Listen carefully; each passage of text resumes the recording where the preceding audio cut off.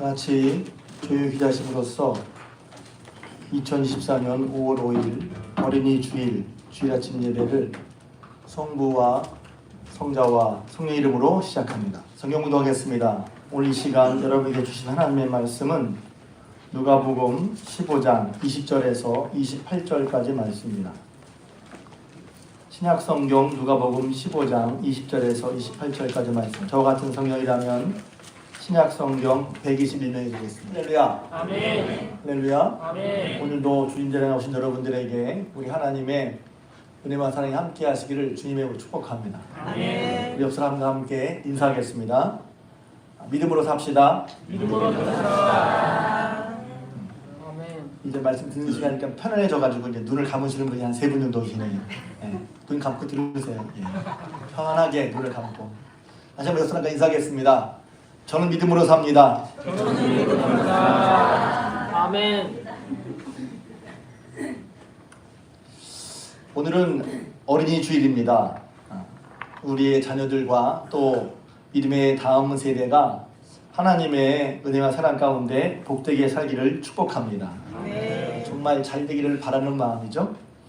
성경에 보면 하나님께서 우리에게 말씀하실 때 이제 구약 성경이나 신약 성경이나 얘기하실 때 너 혹은 너와 할 때 꼭 다음에 붙는 말이 너와 내 자손이라는 말씀을 항상 붙이십니다. 제가 설교를 가끔 하기도 했으니까 여러분이 성경 앱이 있으면 한번 쳐보세요. 성경의 프로그램 제가 이제 검색을 해보려고 너 한 다음에 자손을 치니까 너와 내 자손을 하고 연결해서 말씀하는 규절이 한 200규절이 넘어요. 성경 전체에.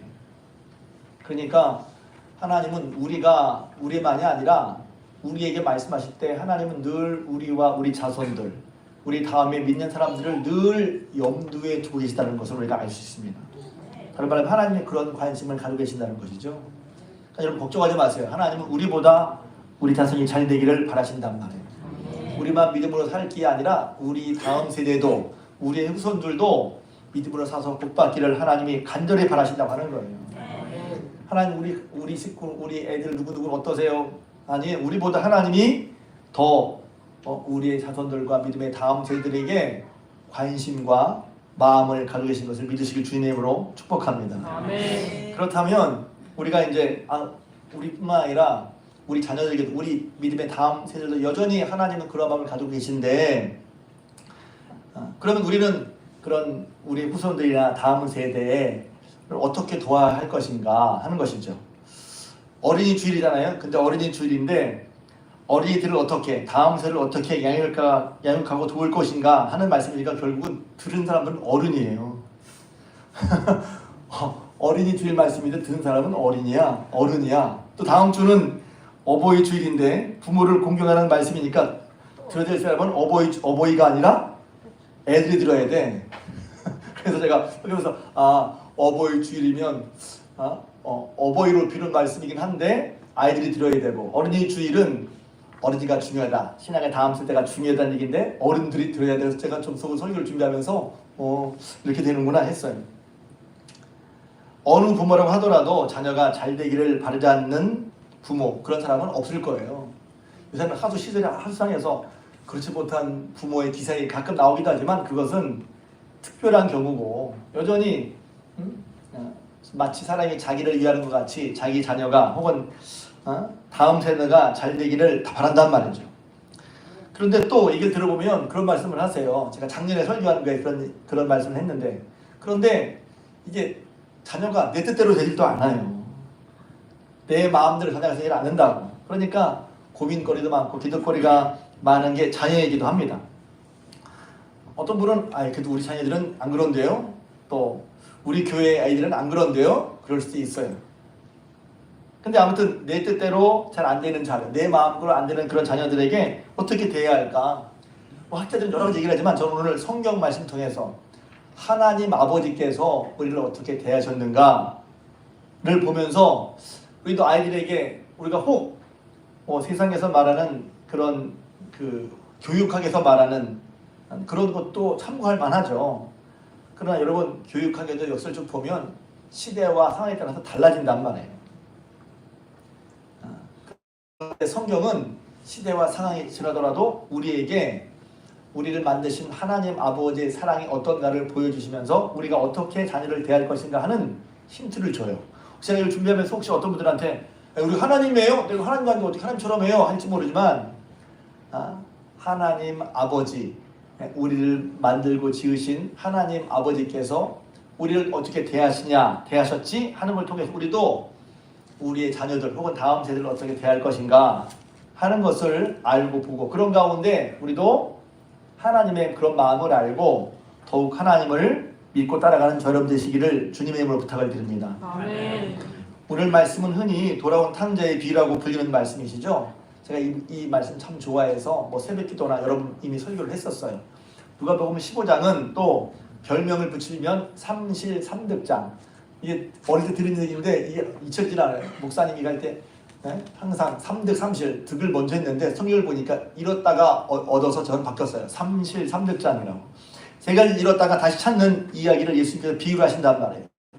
잃어버린 양을 찾고 99마리 양보다 버려진 잃은 한 마리 양 찾는 얘기가 누가복음 15장 앞부분에 나오고, 그 다음에 드라크마, 귀한 기념품 동전 세트 중에 동전 하나를 잃어버렸다가 다시 찾는 얘기, 드라크마를 잃었다가 찾는 얘기가 두 번째 나오고, 세 번째로 오늘 잘 아시는 것처럼 흔히 돌아온 탕자의 비유라고 하는 아들을 잃었다가 다시 찾는 내용이 나온단 말이에요. 그런데 미리 보지만 모든 아버지와 아들이 이렇지 않을 거예요. 그런데 예수님께서 뭔가 하시고 말씀이 있으셨는데 그 말씀 하시면서 이 비유를, 이 이야기를 가져오신 거란 말이에요. 비유는 그 비유의 뜻이 중요하죠. 무언가를 말씀하시고 싶은데 그게 잘 안 보이니까 잘 알고 있는, 그러니까 이 얘기를 했을 때, 돌아온 탕자 얘기를 했을 때 당시의 사람들 다 공감하고 맞아 그랬다는 거죠. 그 이야기를 통해서 예수님께서 하시고 싶은 말씀이 있었단 말이에요. 그러니까 이제 이야기, 이 비유로 하신 말씀을 듣고 그걸 통해서 예수님이 뭘 말씀하시고 싶으신 거야 하는 것도 우리가 또 들어보면 좋겠어요. 이 얘기는 저 너무 잘 아시니까 두 아들이 있었어요. 아버지 집에서 아버지의 보호와 사랑 가운데 편히 살았습니다. 그러니까 이제 성경은 이 아들이 부자다라고 말은 않지만 성경 쭉 있다 보면 우리가 소위 행간이라고 그러죠. 행간 쪽에서 보면 이 집이 부자였던 것을 알 수가 있어요. 왜냐면 나중에 아들이 돌아올 때 우리 아버지 집에는 품꾼이라도 나보다 더 풍족한 사람이 많은데, 그러니까 품꾼을 많이 쓰는 집안이었어. 그러니까 이 집이 부자였구나 이렇게 생각할 수 있고, 또 아버지 내 유산 미리 주세요 이랬단 말이에요. 유산 나중에 내가 받을 복을 미리 주세요 한 거 보니까 이 집은 좀 있는 집이었어요. 미루어 알 수 있지 않겠어요? 그러니까 여러 종을 거두는 풍족한 집안에 살았어요. 근데 둘째가 자꾸 유산을 미리 달라고 하는 거야. 왜 유산을 달라고 했을까요? 그것도 이것 때문에 유산을 달라고 했다 하진 않지만 성경을 쭉 읽어보면 이 집은 빨리 아버지, 자기 돈 없는데 아버지 유산 받아가지고 밖에 나가서 자기 마음대로 복을 하고 싶었던 거야. 뭐라고 싶었죠? 허랑방탕했다고 그랬어요. 허랑방탕이 뭐죠? 그냥 마음대로 하는 거 그 이상이에요. 그 뒤에 보면 큰아들이 얘기하잖아요. 큰아들이 뭐라고 합니까? 아들이 둘째 돌아온 걸 보면서 화내고, 아니 저한테는 염소 한 마리 새끼도 주신 적 없으면서 이 아버지의 재산을 창녀와 함께 삼켜버린, 이렇게 얘기하고 있거든요. 그러니까 이 아들이 허랑방탕했던 건 뭐냐면 세상에 각 사람들이 우와 했던 거 아버지 밑에 있으면 하기 어려웠던 거예요. 그러니까 자기 마음대로 살고 싶어서 아버지 돈을 가지고 자기 마음대로 하고 싶어 갔던 걸 알 수가 있어요. 그러니까 성경을 읽을 때, 그래서 성경을 읽는 게 아니라 곰곰이 찬찬히 읽다 보면 성경이 우리에게 자꾸 얘기를 해준단 말이에요. 저는 여러분에게 성경을 곰곰이 찬찬히 읽어보시라고, 이런 얘기를 할 게 아니라 곰곰이 찬찬히 읽어보시라고. 왜? 예수님께서 우리가 하고 싶었던 말씀을 이 비유를 통해서 말씀하시는 거니까. 그걸 또 보니까 이 친구를 그래서 빨리 아버지 떠나고 싶었고 미리 준비도 해놨던 것 같아. 무슨 준비? 재산을 주면 그걸 어떻게 처분할지. 그러니까 이제 정확히 이제 얘기를 하지 않았지만, 그래서 살림을 각각 나눠줬어요. 그 둘째 아들이 아버지 아직 돌아가시지 않았는데 유산 미리 주시오. 좀 아니잖아요, 사실은. 근데 그래도 불구하고 막 달라니까 살림을 나눠줬다고 해. 살림을 나눠줬다고 그랬어요. 근데 그거 며칠이 안 돼요. 둘째 아들은 재물을 다 모아서 딴 나라로 갔어. 그러니까 며칠이 안 됐단 말은 한 3일 정도 오니까 3일 만에 재산 다 처리했어. 이야, 땅을 받았으면, 집을 받았으면 3일 만에 처리할 수 있겠어요? 그러니까 이 친구를 보면 미리 다 준비해놨던 거야. 그러니까 물론 그때랑 이때랑 물론 달랐겠지만, 아니 집을 줘도 혹은 건물을, 땅을 줘도 처리하는데 몇 달이 걸리잖아요. 근데 3일 만에 다 처리할 수 있을 만큼 미리 준비했던 것처럼 보인단 말이에요. 성경을 보면. 제 얘기가 터무니없는 얘기는 아닌 것 같죠? 그러니까 며칠이 못 돼요. 혹은 또 이럴 수 있겠죠. 야, 맡기고선, 야, 너 이거 다 주고 돈 얼마 줘. 이럴 수도 있겠지. 퉁쳐가지고. 그래서 떠났어요. 떠난 다음에 거기 가서 허랑방탕해서 그 자산을 다 낭비했단 말이에요. 그런 다음에 다 그 재산을 다 낭비한 후에 그 나라에 흉년, 쉽게 말하면 경제 불황이 왔어. 그래서 구입하니까 어때요? 할 수 없잖아요. 그러니까 먼 나라 타국에 가서 어떤 사람에게 빌붙였으니까 어떤 사람에게 수하에 밑에 들어가서 사는데, 결국 그냥 먹여주겠어요? 그러니까 그 사람 밑에 가서 살면서 돼지를 쳐라 그랬는데, 사실 우리는 그냥 돼지 치는 거지만 이건 유대인의 한 얘기잖아요. 유대인에게 돼지를 친다는 건 엄청난 모욕적인 거예요. 그러니까 부자로 살다가 허랑방탕 해가지고 처음엔 기분 좋게 살았는데 결국 가지고 있던 모든 걸 다 쓰고서 쓴 다음에 그것도 안 돼서 그 나라가 어려워져서 돼지를 치는 아주 치욕적인 수치스러운, 누구도 유대인이면 누구도 안 할 만한 일을 할 수밖에 없는 상황에 처했다는 거예요. 내가 아무리 그렇지 이건 못해. 유대인들에게 돼지 치는 일은 만약 그런 일이었거든요. 근데 할 수밖에 없어. 왜? 목구멍이 살아야 되니까. 그런데 하면서 또 신세를 느끼는 거야. 그래서 돼지를 치는데 돼지가 먹는 사료, 우리 요즘 말하면 사료인데 지엄 열매라는 나무 열매가 있어. 사람은 못 먹고 돼지에 사료를 주는 그런 열매인데 너무 배가 고프니까 그거라도 먹으려고 했단 말이에요. 그런데 이게 웬일입니까? 돼지에게는 지엄 열매를 주는데 자기에는 지엄 열매라도 주는 사람이 아무도 없는 거야. 여러분 이게 아니라 뭘 느끼겠어요? 이 사람이. 야, 이게 뭐지? 내가 사람들한테 내가 돼지만도 못한 취급을 받고 사는 거죠. 돼지만도 못한 가치. 자기가 기쁘다는 그 집의 주인에게 자신은 돼지만도 못한 사람인 거야. 우린 당연히 사람과 돼지로 사람이지. 그런데 아니야. 아버지 집을 떠나 허랑방탕에서 다 잃고 보니까 내가 아버지 집에서는, 제가 설명 붙이면 아버지 집에서는 이렇게 행세할 만한 아들이야. 그런데 아버지 집을 떠나서 허랑방탕을 다 잃어버린 다음에 세상에 딱 나가보니까 나는 세상 사람들 앞에서는 돼지만도 못한 취급을 받는 사람이란 말이야. 자, 이럴 때 이제 요새 말로 현타가 오는 거죠. 현실, 이게 뭐지? 내가 뭐야? 내가 이런 사람이었어? 아버지 집에서는 자기가 누렸던 것이 얼마나 귀하고 좋은지를 몰랐어요. 그리고 그 자기가 누리는 것이 얼마나 복된 것인지 몰랐어. 근데 지금 딱 와보니까 세상에 내가 이런 대우를 받아? 내가 그런 사람이야. 되지만도 못하게 취급받는 사람이 되고 말았단 말이야. 그러니까 그때 왜 있지 않지만 17절에 그러니까 현타가 오니 비로소 깨졌습니다. 스스로 돌이켜 이르기를, 야, 내 아버지 집에는 양식이 풍족한 품꾼도 지금 나오다나. 야, 돌아가려니 아버지께 내가 아들이라고 부를 면이 서지 않는 거야. 그래서 차라리 그냥 품꾼 중에 하나로 봐주세요 하고서 아버지께로 가리라 하고 왔는데 뭘 기대했겠어요. 그냥 어떻게 하면서 여기 성경은 나있지 않지만 이걸 막 드라마로 꾸민다면 가면서 별별 생각을 하지 않았겠어요? 자기가 왜 나왔는지, 나오고서 어떤 일이 벌어졌는지, 이럴 좀 죄이 나왔다든지 여러 가지 생각을 했을 거야. 집이 가까울수록 기대 반, 설레임 반, 두려움 반. 성경을 이제 내가 아들 입장에서 보면 그랬을 것 같단 말이지. 성경 이렇게 읽어야 재미가 있어요. 근데 이게 웬일입니까? 놀라운 일이 벌어지죠. 딱 근데 아버지가 자기를 기다리고 있는 거예요. 여기서부터 놀라운 일이 벌어지는 거예요. 아버지를 기다리고, 아니 누가 연락을 했지? 연락한 사람은 없어요. 아버지는 기다리고 있었어요. 그리고 여기 보면 20절에 읽을 때마다 저는 뭉클뭉클한데, 아버지께로 돌아가니라. 그런데 아직도 거리가 먼데 아버지가 그를 먼저 봤어. 아버지가 20절에 보면 그리고 아직도 먼데 아버지가 그를 보고 불쌍히 여겨서 달려와서 그 아들의 목을 안고 입을 맞췄다는 거예요. 잘 생각해 보세요. 이 관계를 잘 생각해 보세요. 아들은 그런 마음 왔는데 뭘 보니까 자기는 아버지가 나와 생생부터 보니까 근데 아버지 자기를 먼저 보고 안 돼, 그 아들 보고 안 된 표정, 불쌍히 표정으로 막 달려오는 거죠.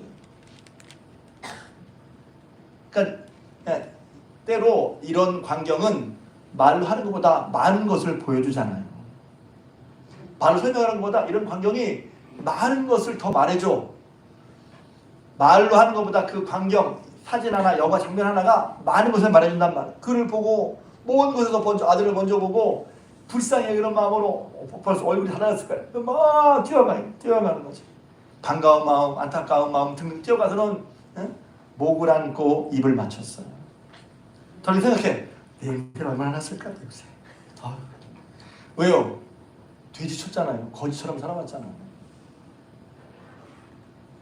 저렇게 생각해. 냄새 났을 텐데. 근데 아버지에게는 그게 상관이 없는 거예요.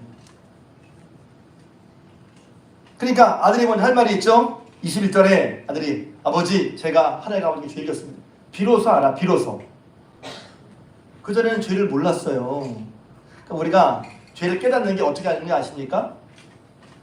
아버지의 사랑 앞에서 또는 오늘날 현타가 왔을 때 비로소 깨닫게 되는 거예요. 비로소. 여러분들도 어떤 어려운 순간 자체는 좋지 않지만 그 순간을 통해서 그 과정을 통해서 하나님이 여러분을 얼마나 사랑하시는지 깨달을 수 있길 주님의 이름으로 축복합니다. 아멘. 은혜는 보여주세요. 야, 이렇게 하나 사랑하신다고? 거기서 신앙생활 이렇게 해라, 예배드리라, 뭐해라. 그건 두 번째. 사실은 하나님의 사랑의 마음에 부딪혀야 그걸 하지. 한 달은 말도 해. 왜 이렇게 하는 거야? 이렇게 해야 되니까. 물론 그것도 틀린 말은 아니에요. 그런데 하나님 아버지의 사랑을 아는 것, 깨닫는 것. 그러니까 하고 싶은 말이 지금부터 제가요 하늘과 아버지께 죄를 지었어요. 제가 아버지 아들이라고 할 자격도 없습니다. 그냥 저를 품꾼 중에 하나로 여겨주세요. 그랬단 말이에요. 근데 웬일입니까? 22절에 아버지의 아들에 대한 마음과 태도는 아들 생각과 많이 달랐어요. 아니 정반대였어요. 아마 아들은 하늘과 아버지 죄를 지었사오니 아버지가 나한테 넌 내 아들 아니야 임마. 그래도 그 말이 맞다고 그럴 거야. 그리고 야 너 집에 들어오지 말고 그냥 집 앞에서 살면서 그냥 종사를. 그래도 그걸 당연히 기꺼이 받아들이겠다고 생각했을지 모르겠어요. 그런데 아버지가 자기를 보자마자 기뻐 달려와서는 울면서 입을 맞추면서 반가워하는 모습부터 벌써 그 모습을 보자마자 마음속에 이 사람 유동이 생겼을 거예요. 그리고 자기는 아들 자기가 없다고 얘기하는데 아버지는 무슨 말입니까? 응? 종들에게 이르되 22절이죠. 제일 좋은 옷을 내어다가 입혀라. 제일 좋은 옷이라고 했어요. 제일 좋은 옷. 손에 가락지를 끼우고, 제가 할 때마다 설명하죠. 제일 좋은 옷을 입히고 손에 가락지는 권위를 상징해요. 신을 신겨라. 신분을 회복시켜주는 걸 얘기하는 거예요. 그리고 살인송아지를 잡아다가 잔치하라. 먹고 마시자. 이유가 뭡니까? 24절이죠. 이 내 아들은 죽었다가 다시 살아났고 잃었다가 다시 얻었노라 하니 그들이 즐거워하더라. 왜 그래? 여기서 가장 중요한 핵심은 이것입니다. 아버지가 돌아온 아들, 죄를 지어 돌아온 아들에 대해서 죽었다가 살아온 것처럼, 잃었다가 얻은 것처럼 다시 너무너무 기뻐서 가만히 있을 수가 없었다는 거예요. 그래서 이제 저도 이 설교하면서 얘기하죠. 여기서 보면 크게 이제 먼저 제가 오늘 설교는 아버지로서 자녀에게 어떻게 할 것인가 얘기를 하지만, 여기서 보면 이 비유가 주는 큰 의미들이 있잖아요. 첫째는 이제 우리가 금방 보면 하나님 아버지는 이 집 나간 자녀에게, 아들에게 어떤 태도를 가졌는가, 말 안 들은 자녀에게 우리가 어떤 태도를 가져야 하는가. 그것은 그 아들을 기다려줬다는 거예요. 기다려줬다. 사랑 중에 어려운 사랑 중에 하나는 기다려주는 사랑입니다. 기다려주는 사랑. 말을 해도 아버지가 말을 안 했을까요? 말을 해도 안 들어. 말을 해도 몰라. 그렇게 말을 했는데도 끝까지 자기 고집대로 해. 근데 기다려줬죠. 그래서 아들들 해줬어. 해줬어. 근데 아들이 그걸 깨닫고 돌아가기까지 기다려주었고, 두 번째는 다시 받아주는 사랑이 다시 받아주는 사랑. 이게 하나님의 사랑을 말하지만 우리는 하나님의 사랑을 본단 말이죠. 맞아요. 주는 하나님의 사랑을 많이 얘기했으니까 그런 사랑이 정말 귀한 사랑이지. 우리에게 주신 하나님 아버지 사랑은 어떤 사랑이냐? 우리가 비록 하나님 앞에 정말 스스로 보기에는 죄를 지었어. 그래서 스스로 죄를 인정해서 감히 하나님을 볼 면목이 없어. 그래서 우리 그때 이런 말 그랬죠. 하나님 나를 혼내셔도 나는 할 말이 없어. 그런데 하나님은 그런 하나님이 아니라는 거예요. 하나님은 지금도 죄 지은 사람이 하나님 아버지께 돌아오기를 바라고 계신단 말이에요. 기다리고 계신단 말이에요. 기다려. 왔으면 너 잘했지. 너 한번 혼나야 돼. 이게 아니라 다시 아버지께 돌아온 하나님의 자녀들, 사람들을 목을 안고 입을 맞추고 너무너무 기뻐하신다는 거예요. 여러분, 하나님께 돌아갈 때 비록 내가 거기 죄인이야. 맞아, 죄인이야. 하나님 아버지 죄를 지었어. 내가 보기엔 내가 죄인이야. 그러나 하나님 아버지께 돌아갈 때 하나님은 그런 우리를 보고 기뻐하시고 또 기뻐하실 것이라는 걸 믿으시고 주님을 축복합니다. 제가 이거 얘기할 때 늘 말하는 게 있어요. 하나님 아버지 사랑은 참 가늠하기 어렵다. 우리 생각으로. 그러니까 저는 그래서 이제 이유가 이 아들이 왜 진작 돌아가지 않았을까 그랬을 때 죄 때문에요. 그 말도 맞아요. 근데 저는 또 한 번 보면은 하나님의 사랑을 알라는 말이 아니라 왜 여기서 성경은 하나님의 사랑을 모른다고 그랬거든. 하나님의 사랑이 얼마나 크고 넓은 일인지 잘 몰라. 그러니까 나 같은 것은 용서 못 받는다고 생각해. 근데 우리가 그것 때문에 하나님 앞에 미적미적 나가기 어렵고 맨 마지막에 이 아들이 차라리 죽는 나가자 했는데 하나님은 미리, 하나님의 선지자 아버지는 미리 나와서 기다리고 계셨어요. 기뻐 받아주셨어요. 할렐루야. 그래서 제가 깨달았어요. 우리 참 하나님 사랑을 모르는구나. 에베소서 기도를 하나 좀 필요해요. 하나님의 사랑의 넓이와 깊이와 크기와 높이를 깨달아 알길 바란다. 그것이 한편은 저 여러분들의 기도가 돼야 할 것 같아요. 하나님의 사랑이 얼마나 큰지 몰라. 그러니까 우리 식으로 딱 생각해놓고 우리도 하나님과 같이 나와 같은 양 오해를 해놓고 난 안 받아주실 거 했는데 그런 마음으로 왔는데 이게 웬일입니까? 기뻐하실 뿐만 아니라 제일 좋은 옷 준비하다가 어떤 분의 글을 봤는데 이 옷을 언제 맞춰놨나? 이 옷 보세요. 그러니까 이제 성경에 나와 있지는 않지만 생각해 보는 거예요. 가장 제일 옷은 뭐 이게 로브라고 그러죠. 이렇게 그러니까 뭐 요새 말 라지 스몰 상관없이 입는 옷이었을까? 아니면 아들 사이즈를 미리 맞춰놨을까? 그건 모르겠어요. 근데 다 준비해놨어. 가락추도 맞잖아요. 가락추도 손가락 맞아야 낄 거 아니에요. 신발도 그 신발 크게 맞아야 해요. 그런데 아들의 딱 맞게 옷과 가락지와 신발이 준비되어 있었어. 언제 준비했을까? 그래 이런 생각을 해본 거야. 미리 준비를 했나 보다. 언제부터? 나가서 아들이 돌아올 거야. 언제 돌아올지 모르는데도 불구하고 아버지가 다 준비해놨단 말이에요. 그리고 돌아왔을 때 제가 제일 좋아하는 말씀이 돌아왔을 때 이 아들이 회복되기 시작하는 거예요. 우리 인생 회복은 언제 되는지 아십니까? 하나님께로 돌아올 때인 거예요. 아버지께로 돌아올 때 회복이 되는 거예요. 그러면 우리 아버지께로 안 갈 이유가 뭐가 있겠어요? 아버지께로 돌아갈 때.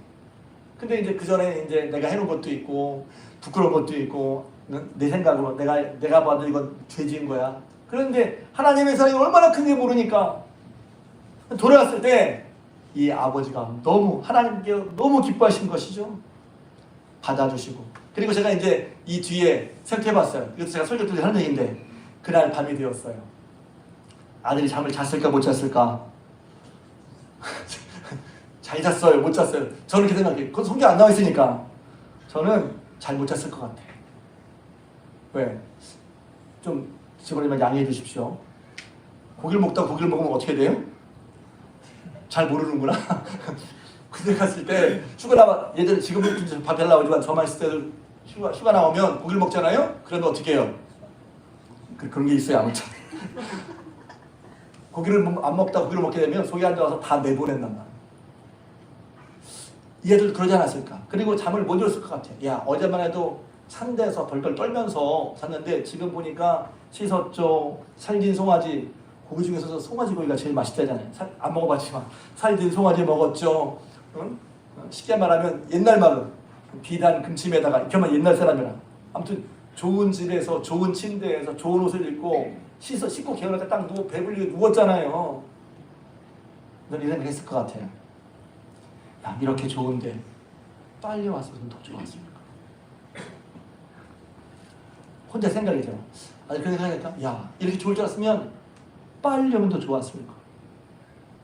여러분 혹시 여러분 가운데 여러분 하나님한테 잘못한 것이 있어서 하나님께 가야 되는데 주춤주춤거리고 못 가고 있는 분들이 있어요? 내 생각으로 안 좋아하실 거야, 뭐 싫어하실 거야. 여러분 하나님 앞에 이 둘째 아들 돌아온 탕자를 통해서 둘째 아들을 보면서 여러분 하나님 앞에 빨리 들어갈 수 있게 주님을 축복합니다. 아멘. 그게 은혜인 거예요. 하나님의 사랑은 그래서 은혜라고 해도 자비라고 한단 말이에요. 은혜와 자비는 사랑의 다른 말인 거예요. 은혜는 뭐예요? 돌아오는 사랑을 기다리는 사랑을 말하는 거예요. 죄 짓고 돌아오지만 불쌍히 여겨주심을 말하는 거예요. 아들을 보고 불쌍히 여겼다고 측은히 여겨서 죄를 지고 나갔지만 아버지 옆에서 오게 나갔지만 그것 때문에 나가서 고생하는 걸 보면서 아버지는 불쌍히 여겼단 말이에요. 측은히 여겼어. 여러분 가끔 여러분 자녀들이 여러분 말을 안 듣면 예이 새끼 잘됐다 이 새끼야. 잘됐다. 그러고 싶은 마음이 있을 수 있지만 불쌍하다면 애가 안 됐잖아요. 여러분 안 그런가요? 그것도 사람마다 다르죠. 쌤통이다 이 새끼야. 잘됐다는 거야. 그렇게 살아라. 그런 아버지가 순간 그럴 수 있다고 그런 부모가 어디 있어요. 불쌍하다면 안 됐잖아.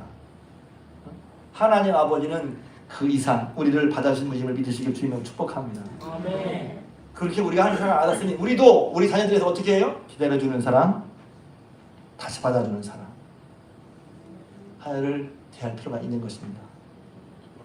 할렐루야.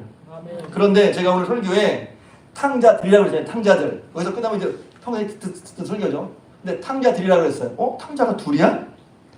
그런데 여기서 이제 그 뒤에 얘기를 한 거예요. 그래서 근데 그래서 후에 돌아와서 이제 아버지 너무 기쁘고 잔치 시간에 쿵짝쿵짝 소리가 났겠죠. 막 요란했겠죠. 그러니까 나가서 보면 오늘 본문에 보면 밭에 있다가 돌아와 25절에 그렇거든요. 그러니까 맏아들은 밭에 있었어요. 일하고 왔어요. 이따 보니까 주방이 난리가 난 거야. 그러면 생각해보세요. 이거 잘 생각해보세요. 그러면 올려 들어가서 뭔 일이에요? 그지? 이렇게 할 수 있지 않겠어요? 그런데 이 사람 안 들어갑니다. 안 들어가고 종을 불러. 일로 와봐. 뭔 일이야? 자, 요게 어떠세요? 여러분 드라마를 보면 좀 이상하다. 왜 저러지? 아니 자기가 그 집의 맏아들인데 가면 아버지 무슨 일이야 하고 갈 수 직접 가서 보면 되잖아. 그렇게 하지 않고 종을 불러. 뭔 일이야? 종이 얘기하는 거예요. 당신의 동생이 돌아와서 당신 아버지가 주인 마님, 너무 옛날에 주인 마님이 둘째 아들이 건강히 돌아온 것을 기뻐서 다시 돌아온 걸 기뻐서 지금 살진 손을 잡고 잔치하고 있습니다. 그랬더니 화가 이야! 화를 내는 거야. 이 큰아들이.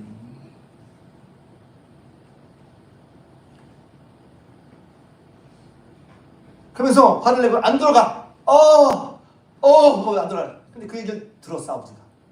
들어가서 아들에게 말하는 거예요. 오늘 본문 읽지 않았지만 그 다음 본문이 이거죠.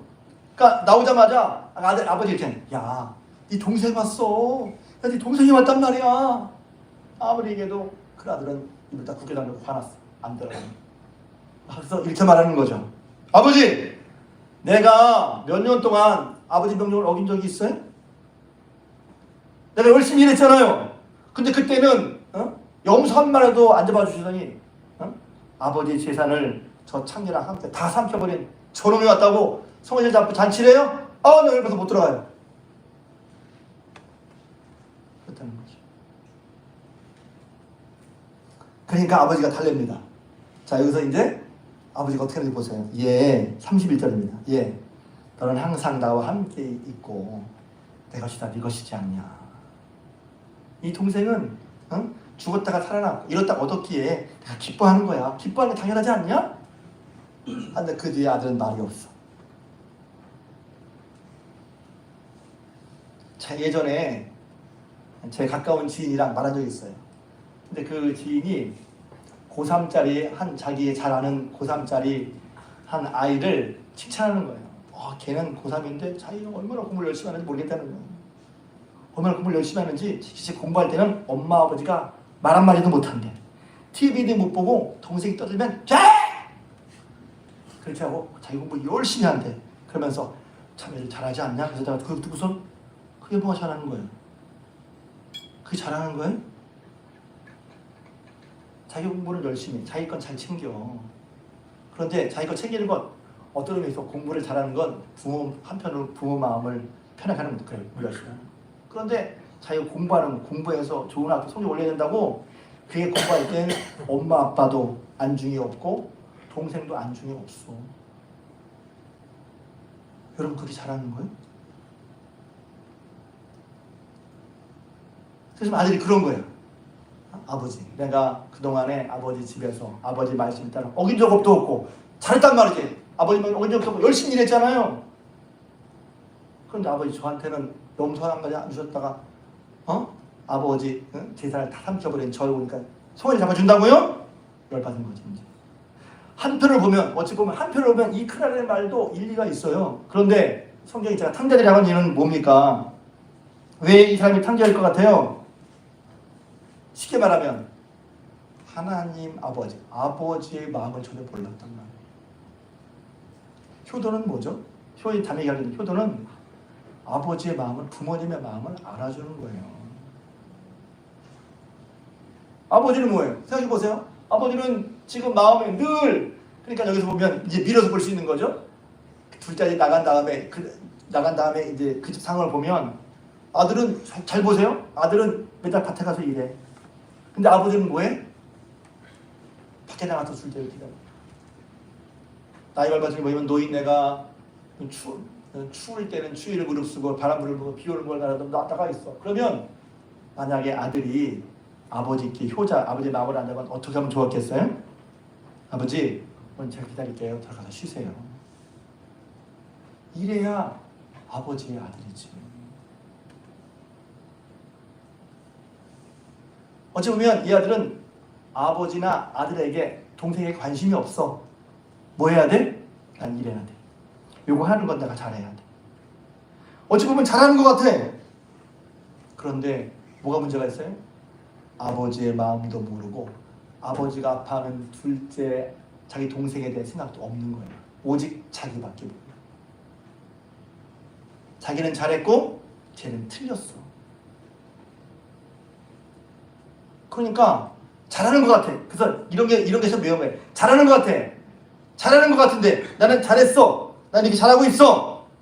잘하는 것 같은데 정작 아버지의 마음도 모르고 아버지가 그렇게 마음을 들여하는 동생에 대한 마음도 없단 말이에요. 뿐만 아닙니다. 여기 보면 아들이 기쁨도 없었던 것 같아. 그건 할 일이 해. 그런데 아버지 생각해서 아버지의 관계 속에 마음을 주고받는 그런 아버지와의 교류도 없어.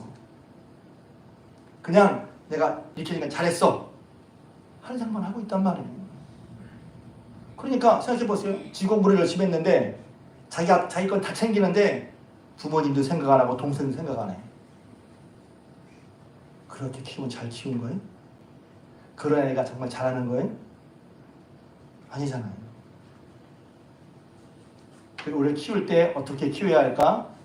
자기 일도 잘하는 건 좋은 거죠. 나쁜 건 아니지. 그러나 자기밖에 모르는 건 아닌 거예요. 부모님의 마음도 알고 부모님이 뭐 걱정하고 신경 쓴 일도 가끔은 알고 또 우리가 너무 안 돼서 A일 때는 A처럼 해야지. 맞아요. 부모님의 걱정을 미리 받아서 하는 것도 저는 아닌 것 같아요. 그러나 아버지의 마음, 부모님의 마음을 좀 헤아릴 수 있는 자녀로 만들어주는 게 그거 어떻게 해야지? 그런 자녀가 그렇게 하니까 달래는 거예요. 야, 넌 나와 함께 했잖아. 그리고 넌 달래는 거죠. 그러니까 아버지의 뜻을 모르고 집 나간 아버지의 염려와 걱정의 대상이 되는 둘째 아들에 대해 함부로 할 때 가르치는 거예요. 형제간에 그럴 수 있고 이 이야기는 좀 더 설명하겠지만 교회 안에서 얘기도 마찬가지라는 거예요. 아버지의 마음. 신앙생활도 그래서 어떻게 해야 됩니까? 여기 이제 신앙생활 얘기하면 신앙생활도 하나님 아버지의 마음과 뜻을 알아야 된다는 거예요. 여기서 이 얘기 이제 성경을 집힌 분들은 예수님의 이 얘기의 발단이 어딘지 알고 있어요. 이 얘기의 발단은 무엇입니까? 앞부분에 나와 있어요. 읽어보겠습니다. 누가복음 15장 1절 2절입니다. 누가복음 15장 1절 2절 읽겠습니다. 시작. 말씀을 들어 가까이 나오니 바리새인과 서기관들이 수군거려 이르되 이 사람이 죄인을 영접하고 음식을 같이 먹는다 하더라. 아멘. 예수께서 그들에게 이 비유로 이르시되, 그러니까 예수님이 세리와 죄인들 그들에게 말씀을 하려고 하니까 바리새인들이 바리새인 서기관들 아니 저런 죄인들과 함께 한다고? 저런 죄인들과 얘기를 나눈다고? 어우 하면서 예수님 제자를 비난한 거예요. 그런 사람들에게 예수님께서 이 비유로 말씀하신 거예요. 그것도 여기서 보면 이해되겠죠. 그러니까 죄인들은 세리와 집 나간 아들은 세리와 여기 보면 죄인들이고 또 큰아들 같은 사람은 누구라고요? 바리새인과 서기관들입니다. 우리는 이렇게 잘하고 있는데 저 같은 죄인이야. 그렇게 생각하고 그 사람들과 함께하는 그 잃어버린 사람을 돌아오게 하려는 잃어버린 자들에 대한 잃어버린 아들에 대한 안타까운 그런 마음에 하나님 아버지를 모르고 그건 신경도 안 쓰고 난 잘 지키고 있어. 난 예배도 잘 드리고 난 헌금도 이 정도면 잘하고 있어. 하면서 밖에 있는 하나님을 모르거나 죄에 빠져있는 사람들에 대한 관심이 없는 거. 그거 큰아들이란 말이야. 왜 예수님이 부르셨지? 예수님이 오셔서 죄인들을 구원하기 위해서 저희들 죄인으로 해서 구원받았단 말이에요.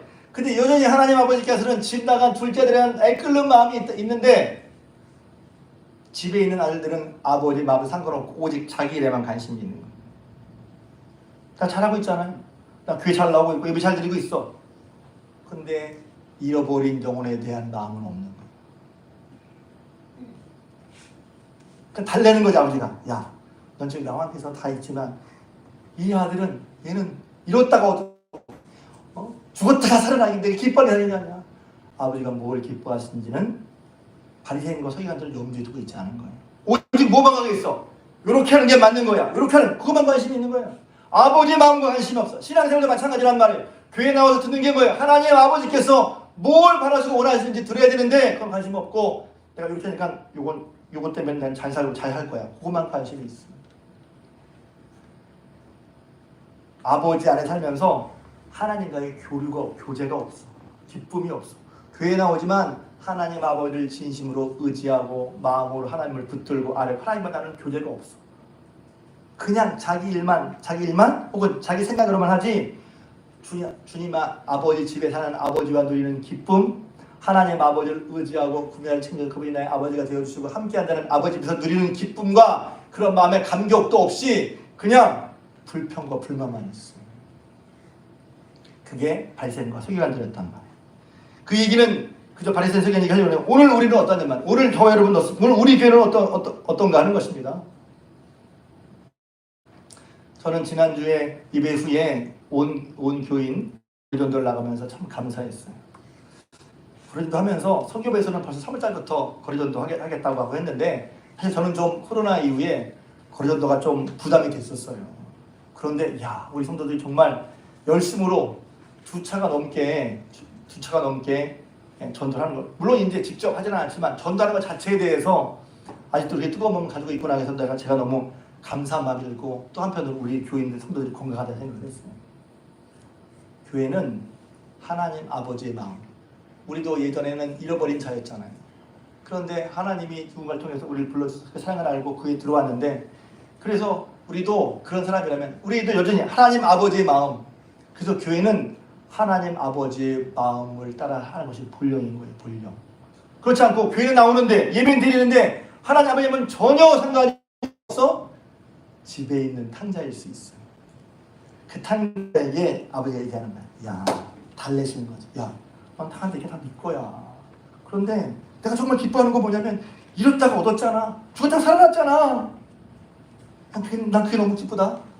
아버지의 기쁨이 뭔지 하나님 아버지가 정말 뭘 기뻐하시는지를 아들에게 조금조금 일러준단 말이죠. 하나님 아버지가 뭘 기뻐하세요? 잃었다 다시 돌아오는 영혼, 죽었다가 다시 살아나는 영혼 기뻐한 줄로 믿습니다. 아멘. 그러면 우리가 제일 먼저 돌아와야지. 내가 먼저 돌아오면 하나님 기뻐하실 것 뿐만 아니라 다시 돌아오는 거 기뻐하실 거란 말이죠. 할렐루야. 하나님은 이제 아들의 비우니까 집 나간 아들을 생각하면서 먼저 준비하고 기다리고 계셨어요. 우리 자신을 놓고 보면 하나님이 그렇게 우리가 비록 실수하고 잘못했어도 하나님은 우리를 위해서 준비하시고 기다리시는 분을 믿으시길 바랍니다. 그게 하나님의 자비와 긍휼이에요. 하나님 돌아가는 기쁨을 돌아가서 주님과 누리는 기쁨을 충만 누리실 주님을 축복합니다. 뿐만 아니라 교회에 있다면 우리는 주님과의 충분한 나가서 돌아가서 기쁘다면 교회에 있으면서 아버지 집에 있으면서 아버지와 누리는 기쁨, 하나님과 친밀한 교제, 하나님 아버지와 친밀한 교제를 여러분 되실 주님을 축복합니다. 아멘. 그게 뭐예요? 말씀과 기도로 주님과 사귀는 거예요.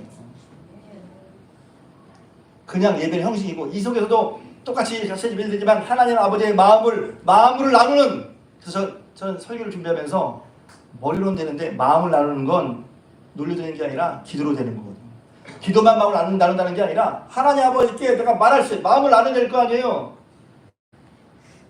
하나님 아버지와 마음을 나누는 여러분 되시길 주님의 이름으로 축복합니다. 아멘. 그래서 기도가 중요한 거예요. 왜? 기도는 어떤 면에서 마음을 나누는 거야. 근데 집에 계신데 하나님과 마음 안 나눠. 집에 있으면서 이 큰아들이 집에 있는 기쁨을 누리지 못했어요. 여러분 믿음 안에 있는 기쁨을 하나님 아버지의 풍성 교제를 통해서 누리도록 여러분 되시길 주님의 이름으로 축복합니다. 아멘. 중세 철학자이며 유명한 감독인 성 어거스틴 감독이 있습니다. 이 어버이주의 어린이집은 꼭 이분 얘기를 안 할 수가 없어요. 여러분 잘 아시는 유명한 얘기죠. 그 어머니 모니카였고 이게 죄송합니다. 이게 어거스틴이 나중에 밀란의 주교가 되기 전까지 사실 이 사람은 수사학자로서 꽤 이름을 날렸고 뿐만 아니라 만이교에 심취해서 허랑방탕한 삶을 살았어요. 말 그대로 20살도 안 된 어거스틴에게 사생아가 있을 정도였습니까? 먼저 믿는 어머니 모니카가 눈물의 기도를 합니다. 근데 눈물의 기도를 해도 아들이 변할 기미가 안 보여서 너무 안타까워서 당시 주교인 암브로시우스에게 가서 말합니다.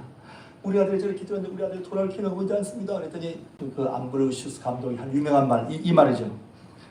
어머니의 눈물로 기도한 자식은 결코 멸망하지 않습니다. 이게 모니카와 암브로시우스 감독에서 나온 얘기. 눈물의 기도라는 부모를 가진 사람, 그 부모의 자식은 결코 망하지 않습니다. 이게 단 말이에요. 그런데 바꿔서 말하면 이렇습니다. 기도하지 않는 부모의 자녀처럼 불쌍한 사람은 없는 거예요. 부모님의 눈물의 기도가 있는 자녀를 망하지 않는다고 한다면 반대로 자녀 입장에서 기도하지 않는 부모를 둔 자녀처럼 불쌍한 사람은 없다는 거예요. 그러니 여러분들 우리가 정말 우리 자녀가 잘 되길 위해서 우리가 어떤 마음? 기다려주는 마음, 또 받아주는 마음 뿐만 아니라 자기 것만 챙기고 아버지도 뜻도 무시하고 또 다른 무시하는 그 자녀들에게 무엇이 정말 중요한지. 왜? 요새는 자기 것만 잘한다고 생각하잖아요. 그것도 중요한 건 맞아. 아버지의 마음도 생각하고 다른 형제나 누나나 생각할 수 있는 마음이 있는 게 정말 좋은 사람이지. 이거 신앙적으로 보면 마찬가지란 말이야. 나만 내 것만 생각하고 내가 지키려고 생각하고 아버지의 마음과 상관없어. 그런 바른 신앙이 될 수가 없죠. 하나님이 우리를 받아주신 것처럼 아직도 하나님 모르는 사람들 향한 그런 아버지의 마음을 우리가 알고 그들을 위한 기도, 그들을 위한 그런 아버지의 마음, 뭐라도 하려는 그런 마음이 있을 때 우리의 신앙이 건강한 신앙인 줄로 믿습니다. 우리 자녀를 위해서 해야 될 거 기도하는 것이죠. 빼놓지 말고 기도하는 거예요. 계속 기도하는 거예요. 어머니 모니카가 얼마나 안타까웠으면 그렇게 와서 기도했어요. 그렇게 기도했는데 안 들어주는 것 같으니까 그러니까 그때 유명한 말이죠. 눈물에 기도하는 부모님 기도는 결코 되지 않습니다. 유명한 말 했던 거예요. 그래서 이걸 그냥 너무 쓰니까 이것도 제가 살짝 바꿔봤어. 어떤 분이 그렇게 얘기를 해줬더라고요. 그럼 가장 불쌍한 자녀는 누구야? 아버지 어머니가 기도 안 해주는 그런 부모를 둔 자식. 제일 불쌍하죠. 저는 저와 여러분들의 자녀가 믿음 속에 있다면 여러분 기도해 주어서 그 자녀가 복된 자녀가 되게 해주시길 주님의 이름으로 부탁을 드립니다. 뿐만 아니라 교회도 마찬가지죠. 우리가 다음 세대 중고등 아동부, 중고등부 또 청년부를 위해서 기도해 주지 않으면 그게 제일 불쌍한 애들인 거야. 교회 어른들이 한 번도 오늘 컨셉 기도 좀 잘하셨어요. 아동부, 중고등부, 청년부 기도를 해준 교회가 아이들이 정말 복된 아이들이지 생전 아동부, 중고등부, 청년부 기도를 안 해주는 거면 얼마나 불쌍한 아이들입니까? 근데 감사하게도 오늘은 우리 아동부, 중고등부, 청년부가 불쌍한 아이들은 아니었어. 대표 기도 때 말씀해 주셨잖아요. 그리고 여러분 평상시에 기도해 주셔야 기도해 주신 줄로 믿습니다. 다시 한번 우리가 예수님 말씀 탕제의 글을 통해서 하나님 아버지의 마음이 어떤 것을 통해서 우리 자녀들에게 이런 마음 뿐만 아니라 우리도 하나님 앞에 하나님 마음을 알고 우리가 믿음의 효자라고 그러면 좀 어색한가요? 믿음의 효자, 하나님 앞에 효자다운 효자, 아버지의 마음을 알고 아버지 집이 정말 좋은 줄 알고 빨리 돌아가서 회복하고 뿐만 아니라 아버지께서 지금도 아버지 집에 있지 않은 돌아오지 않은 아들을 위한 마음인 것을 알고 교회라면 우리가 아버지 집에 있는 사람이라면 아버지와 풍성한 은혜의 교제를 누리며 그 기쁨을 감당하는 가운데 아버지의 마음을 시원케 드리는 저희가 살아갈 때 그것이 바로 하나님을 기쁘게 할 뿐만 아니라 하나님 뜻에 따라 복된 자녀, 복된 후손, 복된 가정이 되는 줄로 믿습니다. 아멘. 이런 아버지의 마음으로 알고 살아가는 저 여러분 우리 주님 성령 되시기를 주님의 이름으로 부탁을 드립니다. 아멘. 이제는 우리 주님 예수 그리스도의 은혜와 하나님 아버지의 크신 사랑하심과 성령님의 감화 감동 내주 교통 충만한 역사하심이 예배를 드리고 돌아가는 사랑하는 중앙교회 모든 권속들 위에와 저들의 가정과 기업 위에 자녀손 위에 손대는 불산 위에 그 이 나라 이 민족 또 저 북한 땅 위에 지금부터 영원토록 함께 하옵시기를 간절히 축원하옵나이다. 아멘.